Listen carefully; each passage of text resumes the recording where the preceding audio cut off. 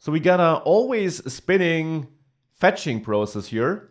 As you can see, if you inspect the console, we don't have any errors, but we also never get our ingredients, which makes sense because set ingredients, which is dispatched once we got the ingredients, is never handled in our reducer. So time to change this. The same is true for fetch ingredients failed. So in the burger builder file in the reducers folder, I now want to handle these two new cases. So first of all, I'll add a case for action types set ingredients. This is executed whenever we got ingredients from the server.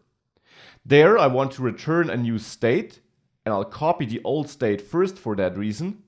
And then I need to set my ingredients. Here, ingredients should be set to action ingredients. And I know that I received these ingredients because in the burger builder action file, where we have set ingredients, I do pass this ingredients property. So now I initialize or I set my ingredients, and theoretically, we could execute this action or dispatch this action whenever we want.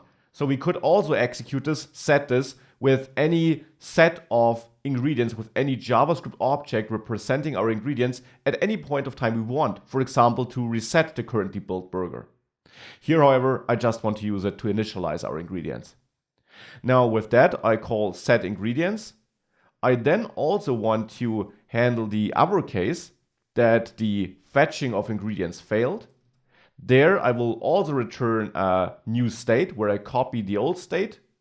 And then I of course also need to set my error here, and I want to set it to true. So error true.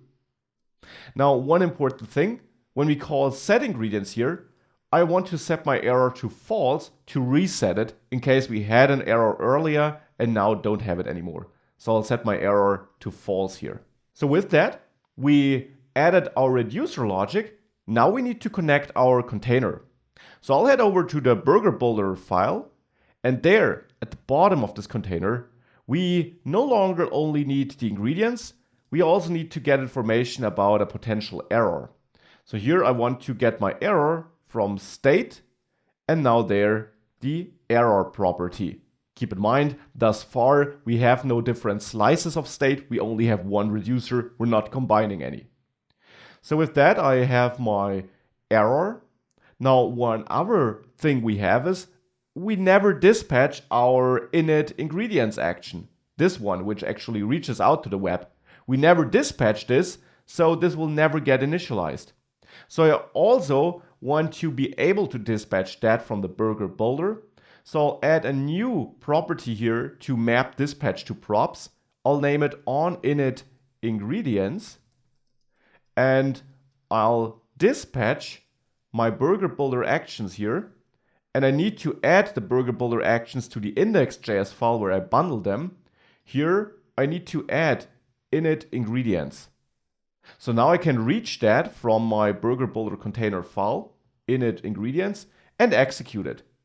Now the last step is to call on init ingredients in our component didMount method here.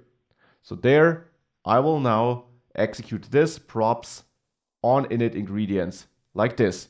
And this should execute this, dispatch this action, and hopefully successfully fetch our ingredients. Last but not least, we did add this error property to map it to our error state. Now, of course, I also need to use it, and I can simply search for all occurrences of state.error in my file here. These are the places where I need to use, well, except for map state to props. So this place here is the place where I now need to call this props error, because now we're receiving this as props. With that, let's save all files. And if we go back to our application, let's have a look if we got any errors, if we reload the app. That looks good to me. We got a burger here. Let's now have a look at the Redux DevTools. We see set ingredients was executed and did set up our ingredients. And now we can start adding ingredients again, and we can also enter the order process here. This is all working fine.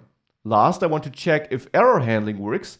So let me head over to my burger builder action creator, and let's mess up this URL here. Let's save it. And this also still works as it should. So this is great. We can see error handling with our higher order component still works due to us using one and the same Axis instance. And now we can move on to the other places where we need to use asynchronous code. The next place, of course, is when we want to order a burger.